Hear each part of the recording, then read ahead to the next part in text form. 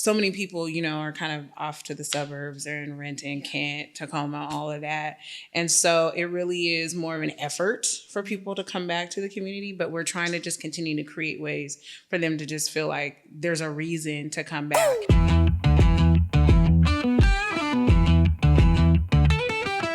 Live from the lounge, we're talking in real time. New vibes, bold minds, and stories that shine. From chats to laughs, where ideas thrive. So kick back, tune in, we're going live. So kick back, tune in, we're going live. This episode is brought to you by Bilt, the loyalty program that turns every on-time rent payment into the industry's most valuable and flexible points currency. Members can transfer points one-to-one to their favorite airlines and hotels. Use them for future rent payments, redeem for rideshare, and more. Head to Bilt.com to learn more. Welcome back, everyone, to Live from the Lounge. We're here at Midtown Square with a really special guest, Jazmyn Scott from Arte Noir. We're excited that you're here. Thank you so much for joining. Yeah. We were talking with Jazmyn a little bit about Midtown Square and why we're here today.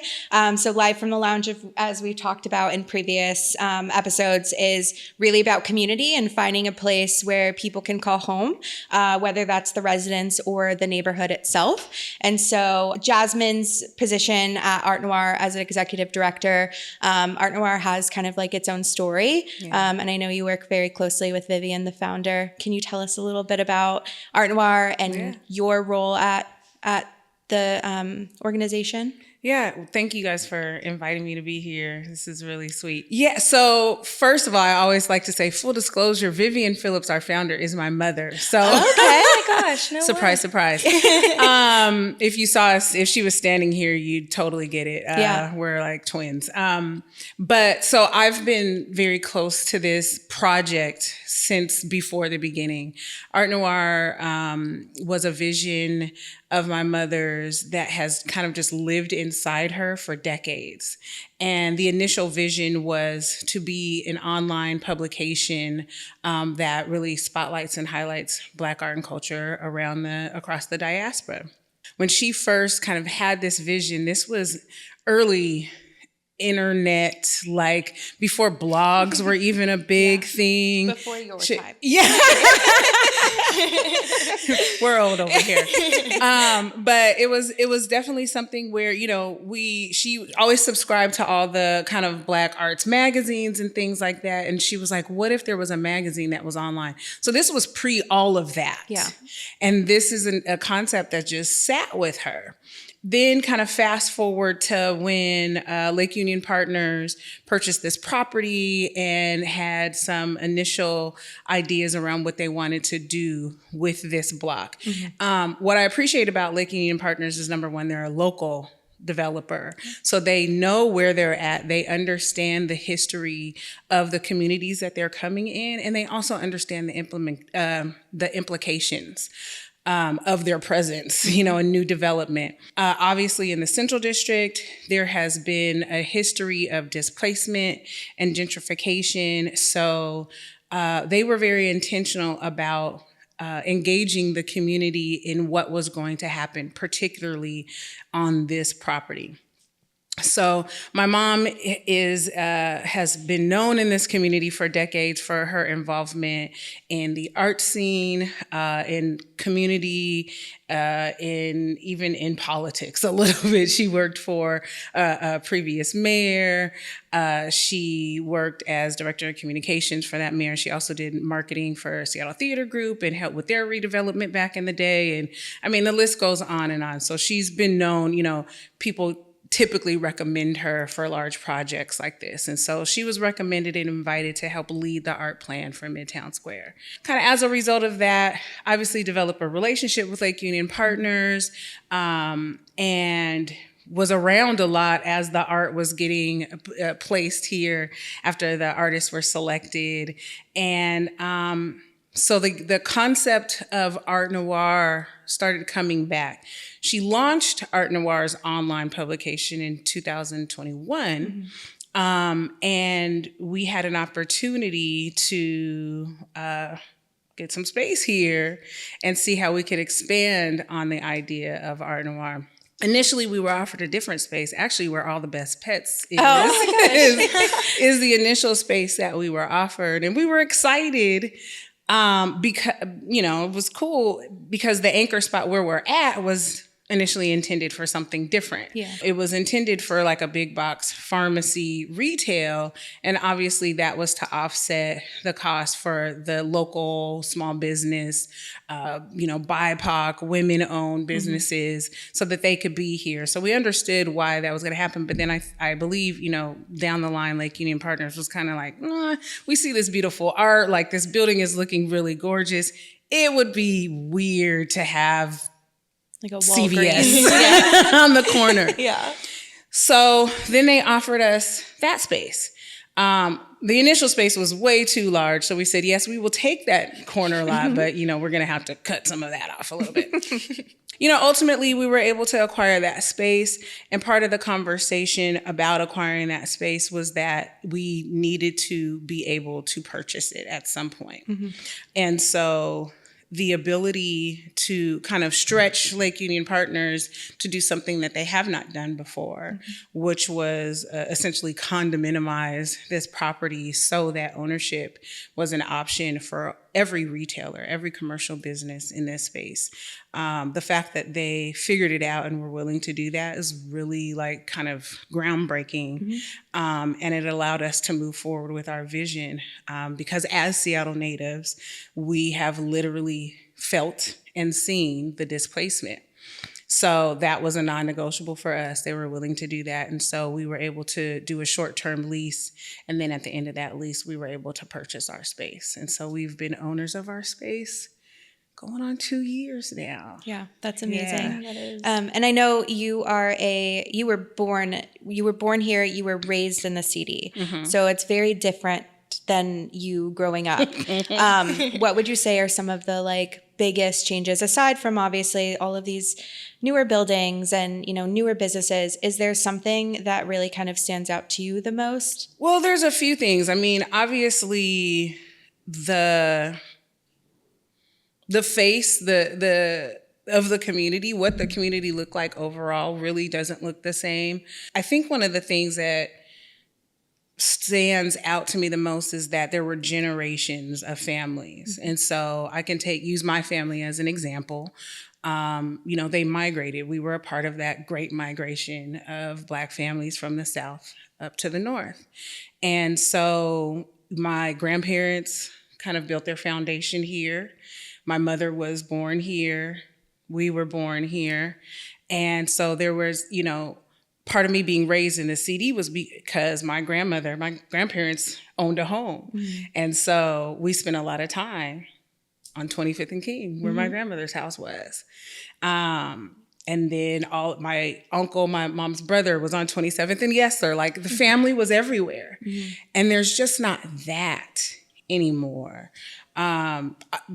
Once developers kind of started buying up land and property, people started moving out of this community, not really understanding at the time the implications that would have on what the CD really means to people that have been here for generations. And so there's that aspect of just the generations of folks just aren't here anymore.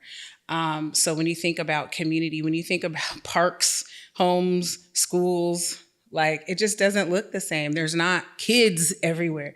When I was growing up, there were kids everywhere, right? They were just everywhere. In the street.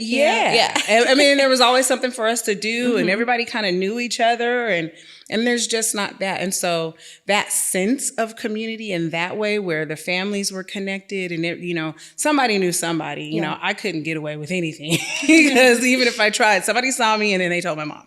And it's just not like that anymore. And so I think that's the unfortunate thing about when neighborhoods change, you also lose that sense of community. And that's something that we're trying to rebuild with what we're doing at Art Noir. Totally. And I know the partnership with LUP has been just a big part of that. I remember when Midtown, the concept of Midtown was coming up and, being very intentional about the artists that would be, placed on the buildings. And what is most impactful to me is knowing that every person that is a part of this building brings a sense of community. So you're bringing back your community and your perspective to this building. Can you tell us a little bit about some of the events that you've helped kind of put together, whether it's just, with outside organizations or some of the retailers that are here? You've put on some really great events that I've gotten a chance to be a part of. So can you tell us a little bit about some of your maybe like famous, or not famous, but favorite events? Maybe they are famous. We're going to get you famous. Let's get them famous. Yes. That's one of the things that I really, really appreciate about the relationship that we have with the LUP is that they, were very intentional about what their vision for this public square, and they invited us to be the ones to kind of manage the programming of that space. And I'm a programmer at heart, so it was like, okay, great. Like I get to throw events and parties and whatever else. So yes, I can absolutely do that. So one example is the jazz concert that we do. So we're doing the second one actually this weekend. But we did one last year, and it was featuring Gary Hammond. Gary Hammond is a native of this community who has traveled the world, as a jazz musician, has played with legends. He's a legend in his own right, but he's still right here in this community. Him and my uncle actually were really close, and so they came up together here in the CD, and so there's that connection there. And I love being able to bring somebody like him to the forefront in this space, just to remind people like, he's still here in this community. We literally have legends in our community who really made their start right here. And so we're doing his concert again. Last year when we did it, that square was full. I mean, people were hanging off their balconies and just coming down. You could hear the music from the streets. And so people were just pouring in. And since then, every couple weeks or so, people are like, are you doing that again? Are you doing that again? Please do that again. So I'm like, yes, we're doing it again. So I'm so happy to do that again with him and bring in some of the other musicians that have been living on the East Coast and welcoming them home. We do dance parties here with DJs. We do incredible vendor markets where we can really spotlight vendors, not only that we work with at Arte Noir, but that are just in the community. We have great partnerships with the Eco District, which is run by Donna Moody, who is also a business owner, the owner of Marjorie Restaurant here. She's also on our board, so shout out to Marjorie. Yep, shout out to Marjorie. But we are able to partner with all of the businesses that are here at Midtown. We've done some things with the Resole and Jerk Shack. Neighbor Lady has been a great supporter, even the new salon and Hit Lab. I mean, everybody's just really been wonderful. And when I'm programming, I really try to keep that in mind, is try to do something that's for everybody, things that are for everybody. We do dance classes on a weekly basis and yoga. We've done double dutch. I mean, there's just, the list really goes on. And so I'm really excited that people are really starting to look forward to those events every summer. In particular, we do program throughout the year, but Seattle. Yeah. So the summertime is the best time to get people outside. But you get residents engaged, you get the community engaged in these things. And it's just a great way to bring people together and people to get to know their neighbors and just the other people that are in their community. So it's really a lot of fun for me. Yeah, totally. Yeah. This episode of Live from the Lounge is brought to you by Built, the loyalty program for renters, transforming rent payments into valuable rewards. Learn more at Built.com. I think that's just so important to kind of bring people together and allow them to meet their neighbors. I think it's something that we've kind of just been lacking over the years. I always have been living in apartments, and I didn't know any of my neighbors. My apartments did not put on any events. They didn't do anything. So I think doing events like that are just so important to communities and just getting people together. But I'm curious for the people either outside of the community or who don't know about Arte Noir, how can they support your mission and how can we engage people in with Arte Noir more? Well, again, we started online, and we continue to do that. So we publish our editorial every month. Okay. Everything's on our website, so you can shop online. You can get to know about what we do. We do a lot of highlights of our partners, our vendors, and specific products that we're featuring in the shop. And so our website is really a hub for everything that we do. So, I mean, definitely like people can subscribe to our website just to stay connected. We do encourage people. We understand that everybody's spread out, not just with, Seattle, but throughout King County and Washington State. But when people get an opportunity to come, we love people to come engage with the programming that we have, come see an exhibit that we might be showcasing at our gallery. And then beyond that, really get to know the artists and vendors that we work with and support them. Yes. That's literally why we exist, is because we're uplifting all of these folks that we are working with. And so we really want to bring them to the forefront. And so when you come in our gallery and you see somebody's work on the walls, get to know those artists. If you see it and you're like, oh my God, I love their art, connect with them. We are just there to kind of introduce you to the greatness that is here in our community and beyond. So we really kind of want to be that conduit for people to be connecting to artists and creatives, makers, and people like that. Yeah, just amplifying their voices. I started a TikTok for Artful Apartments, which is just a little pilot that I had kind of started earlier last year, hoping to connect artists with apartments and bring in local artists into spaces and be able to really showcase them. And I've actually used your website a few times with Brand Tejic, our partner, to try to find those artists. Nice. I definitely believe that it's been really helpful. It's allowed me to connect with people who are from here, who are local, because that's the type of art that we're really trying to showcase. So thank you for that. I think that's so fun that we've been able to. Well, and to your point, we do have our Black artist roster, which is a resource. Yeah, it's a resource to really get connected to the artists that are in our community and offer them opportunities to be showcased in spaces like the ones that you're creating. So thank you for you. I'm glad that it's working, because that's what we want. Yeah. Hopefully we can partner together more in the future with that, because I think that it would be a great partnership. Yeah, we need more of the community vibe and, just kind of what people are and you are doing here at Midtown. I think it's really important. I do know that if I lived in any one of these interior courtyard apartments, I would be that crazy lady out with the jazz music, just going, and you'd be like, there she is. I hope so. That's what I want. Yeah. Like, I want people to be able, like, if you don't want to come like all the way downstairs or whatever, like you can literally just hang off your thing and have your own party in your living room and look down. But we want it to be fun for everybody. Yeah, kind of created like a fun little community to where you feel like you never have to leave. Yeah, I think that's the best that you could honestly kind of create. I know that after the first, I think I visited a party. It was with a DJ and there was like food out here and it was sunny. And I actually came out here because I was going to take a class at Hit Lab. Oh yeah. They killed me. Okay. Admittedly have never been back. And it's not because they weren't wonderful people. We love Kathy. We love Kathy at Hit Lab. But girl. Yeah.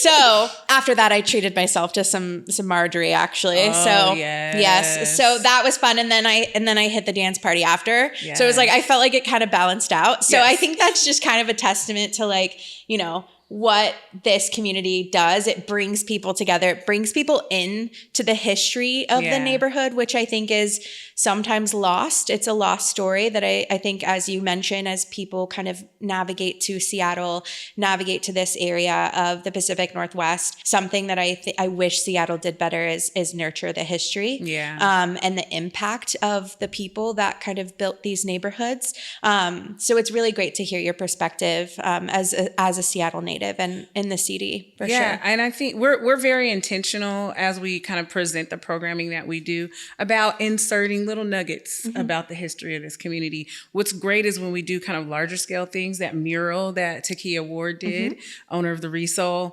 that mural is right there. So it's the backdrop, and that mural is a story. It's storytelling in itself. And so it inspires inquiry for people who don't know.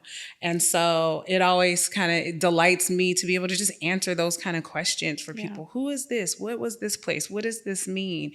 And so whenever people come into this space, whether they're coming for, activities that we're presenting or they're just looking at the art, we are able to kind of share those little bits of history about this community with people people.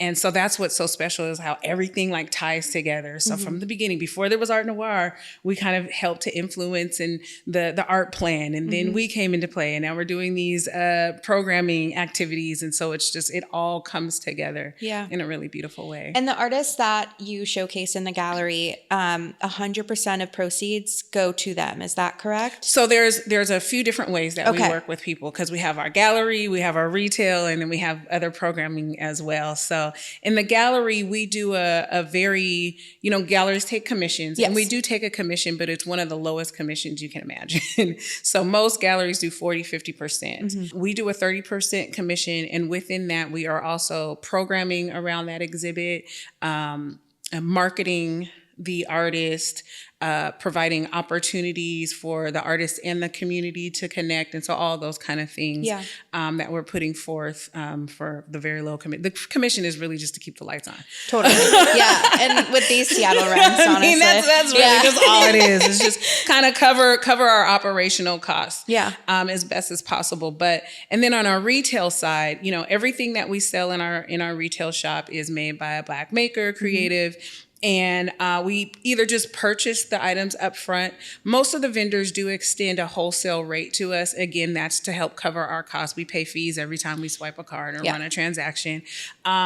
And so we just purchase those items up front. And then again, we do the work of marketing those products, uplifting those vendors and their brands. And then another way is we also help to create products. So we'll work with an artist. Let's say an artist has this amazing design or piece of art that they've created. And we're like, wow, that art is great. It would look great on a hoodie or a journal, or we can make puzzles out of it or whatever. We've done all of those things, right? So they've already created this beautiful piece of art. Maybe they sold the original piece. We then will cover the cost to make these hoodies or these books or whatever. And then we recoup the cost, and then they get 100% of those net proceeds. So what I like to say to artists is that essentially what happens is you are able to continue to make money off of this one thing that you did. So again, you may have sold that original for $2,000, but then we're going to continue to make money because we're selling the hoodies and we're selling the mugs and the notebooks and all those things. Totally. And so we're really intentional about making sure that we can generate revenue for these artists that we work with. Awesome. No, that's so important. What do you think? So like when people enter into the space of Art Noir, what do you want them to feel or take away from the space? Like when you come in, like what do you want someone's first impression to be? I love that question because in 2022, when we were getting the space ready to open our doors, there were a few things that I was like, this is important. Number one was plants. Yes. We have plants in there. And so when you come in, you see plants. You have this kind of, this other level of like life that we've brought into the space. And then I also was very adamant about having products that smell good. So we sell a lot of candles, incense, even perfumes, body oils and things like that. So when you walk in, what I've heard for the past 3 years is, oh my God, it smells so good in here. We're going to have to go in and check it out for ourselves. That's usually what people say as soon as they walk in. They look around and they're like, oh my gosh, it smells good. And so, and then people comment on the plants. We're always playing music. And so sometimes that's even important. People walk in the door and they're like singing along. It's a vibe. It's a vibe. And that's really what was important to us, is that it's a vibe. You're greeted by a friendly face. And so my team is amazing. We get such incredible feedback about them and how people feel like they were treated by our staff. That's very important. So I want it to be like an overall like experience. It's sensory. So you're like looking around, everything's beautiful. It's colorful. It smells good. The music you hear is great. Somebody's like talking to you and making you feel welcome. So it's all the things. And so it's been like that since day one, and it continues to be like that. And so that's really the feedback that we get. And that's the one thing where I'm like, okay, we're doing a good job. Because we set this intention and it is actually coming to life, continues to come to life.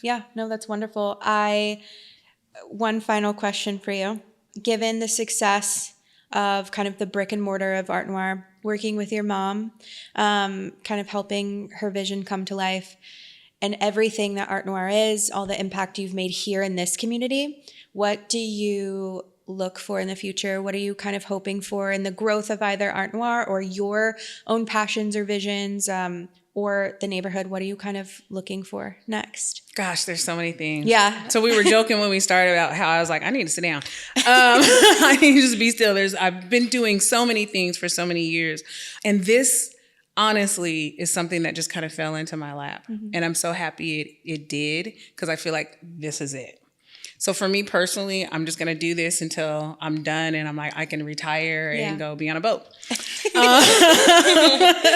As far as what the vision for Art Noir is, I mean, we actually just completed our strategic planning process. And so we've kind of set forth our 3 to 5 year vision. And we really just want to ensure that we are known as this community hub that we have intended to be.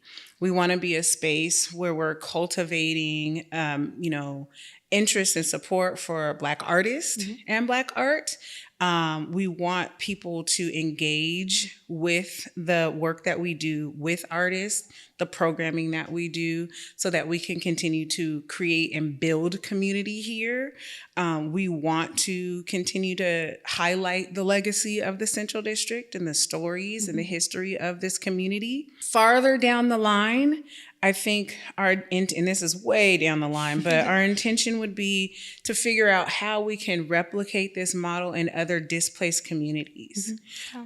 So there's a CD in every city, right? There's a Black community that's been displaced.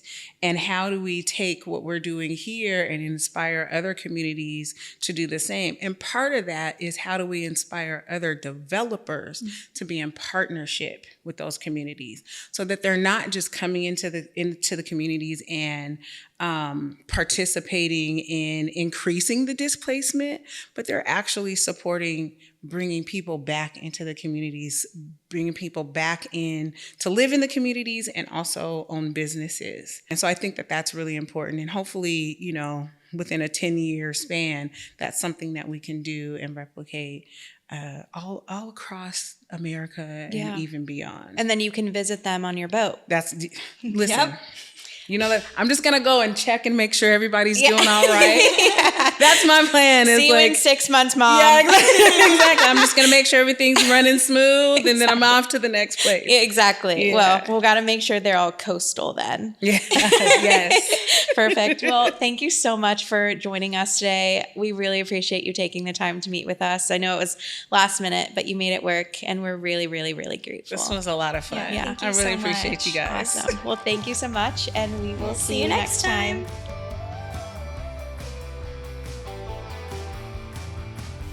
Big thanks again to our sponsor, Built, the loyalty program for renters. Head to Built.com to learn more.